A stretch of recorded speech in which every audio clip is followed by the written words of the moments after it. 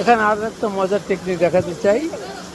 মজার টেকনিকটা হলো, ফলের মার্কেটে তো মাছি এমনিই থাকে, কিন্তু সে মাছি নিধন করার যে পদ্ধতি, এইভাবে মৎস্য এখানে একটা কাগজ রেখেছে ইনচেক, এখানে যে মাছি এসে পড়বে ওখানে ওইটাই মরে যাবে।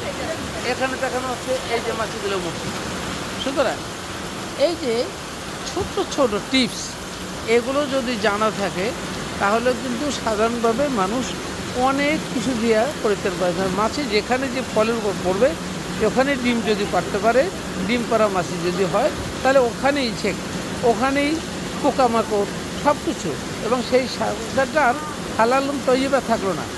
কারণ হালালুম তৈবা শুধু বীজ দেওয়া হয় না, কারণ মাছি যদি সেই ফলের উপর পড়ে এবং সেখানে বাচ্চা ফুটানোর জন্য ডিম করে বা ডিমের থেকে বাচ্চা ফুটে, সেটা তো আর হালাল থাকলো না সেই পর্যন্ত খাবার। আপনি দেখবেন ধোয়ার পরে ওটা হালাল, কিন্তু আসলে ধোয়ার পরে পরিশোধিত হয় না। সুতরাং এগুলো আমাদের শিখতে হবে, জানতে হবে। সালামুন আলাইকুম। আমরা আজকে গোয়ালদিতে আসছি, আমরা কিন্তু ফুড কালচার দেখাবো, যে ফুডটা কিভাবে তারা প্রসেস করে, কিভাবে শেখা যায়। আমরা যদি এই ধরনের ফুডগুলো কালচার করি, এখানে দেখি স্ট্রবেরি আছে, কিউকাম্বার আছে, তারপরে লেডিস ফিঙ্গার আছে, ঢেঁড়স আছে, অন্যান্য অনেক ফ্রুটস আছে, ভেরিয়াস টাইপের এখন ফ্রুটস আছে। এই ফুডগুলো প্রসেস করতে পারলে খাদ্য সমস্যার কোনো অভাব হয় না। এখানে একটু দেখাও, এই যে প্রচুর সবজি আছে, চা আছে, বিভিন্ন ধরনের নাটস আছে, এখানে এরকম আছে বিভিন্ন সবজি, কোনোটা ফালানো নেই।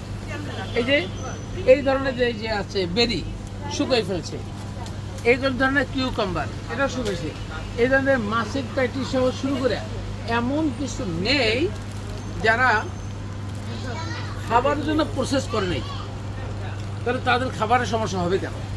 আমাদের দেশে নাকি মানুষ না খেয়ে মরে। এই যে দেখো কীভাবে এটা বেনি করছে, কী প্রসেসে করছে, এগুলো কীভাবে পাঠা করছে, এই একটা জিনিস। তারপরে এখানে এই যে আদাটা কী প্রসেসে কাজ করছে দেখা যাচ্ছে।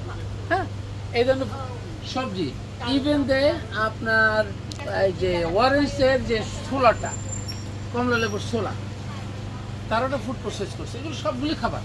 এই দেখো দুই সাইডে মিডাও।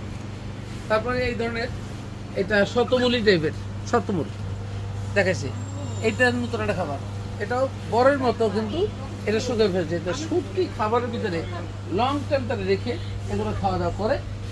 এটা ফ্যামিলির মতো, তারা নিজেরা কাজ করছে, এখানে ছেলে মেয়ে ঘুমাচ্ছে, দেখা যাচ্ছে সব ধরনের সিস্টেম আছে, তাদের কোনো শান্তি আছে, তাদের অশান্তিতে তারা ভোগে না।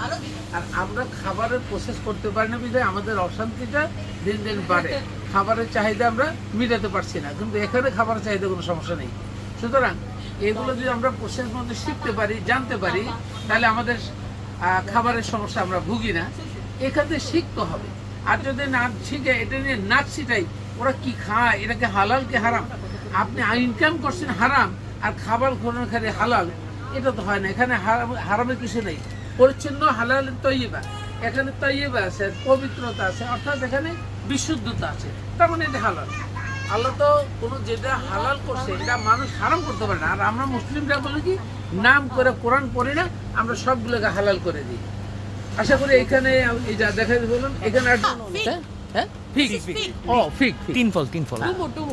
কিভাবে শুটকি করে ফেলেছে। প্রত্যেকটা জিনিস খাবারের জন্য প্রসেস জানতে হবে। আল্লাহ হাফেজ।